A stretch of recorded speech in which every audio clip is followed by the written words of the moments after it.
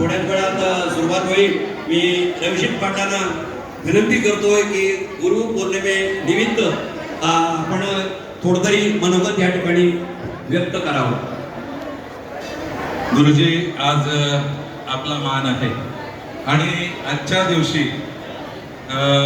तुम्ही समोर असावेत आणि तुमचं गुणगान आम्हाला गायला मिळावं ही अशा पद्धतीने सांगत असताना वेदांत कदम बाबूभाई यादव इथं आलेले आहेत. त्यांचं श्री साई देवस्थान साईनगर महातर्फे हार्दिक स्वागत आहे. प्रथम दिंडी करा.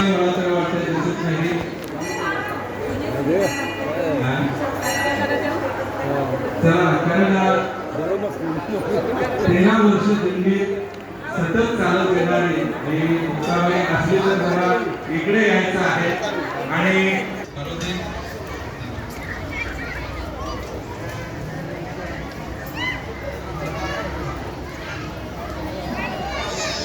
आज गुरुपौर्णिमा आहे.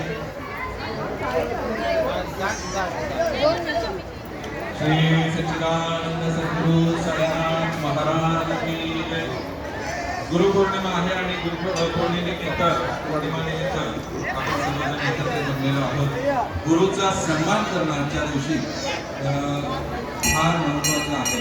कारण आपण आपली पिढी जर गुरुचा आपण सन्मान केला तर पुढची पिढी आपल्या गुरुचा सन्मान करेल.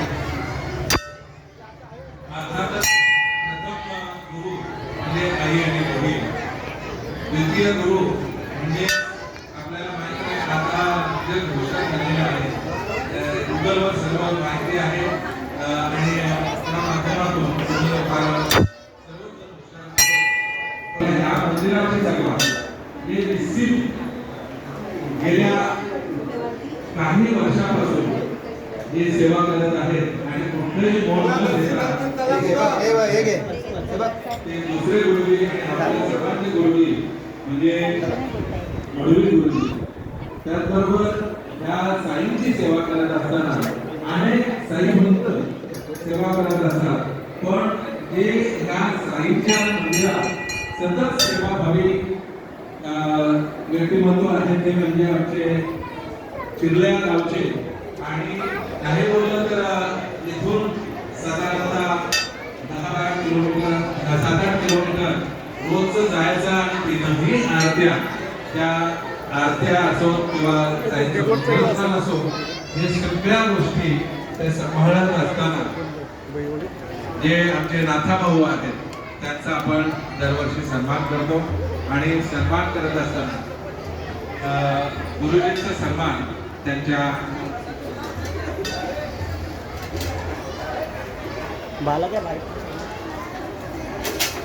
दर्शन माळी सर्वांना माहीत आहे.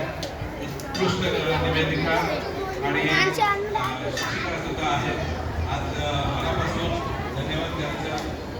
पण आता म्हणून थांबणार जायचं आहे का?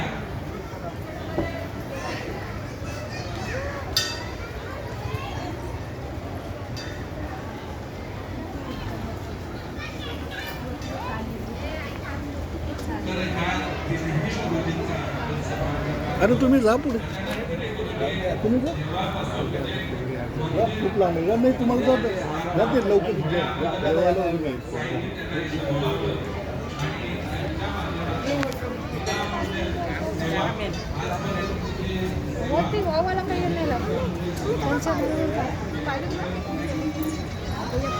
आपण अशी रांग लावा तिकडे म्हणजे ते गाड्या आड या बाजूला बरं या बाजूला आहे या बाजूला आहे बरं इकडे इकडे ह्या बाजूला गाड्या येतात ना त्या बाजूला हां जाऊ दे अशी सर्व जाय बरं तिकडे तुम्ही तिकडे वाले तर ती लाईन जाईल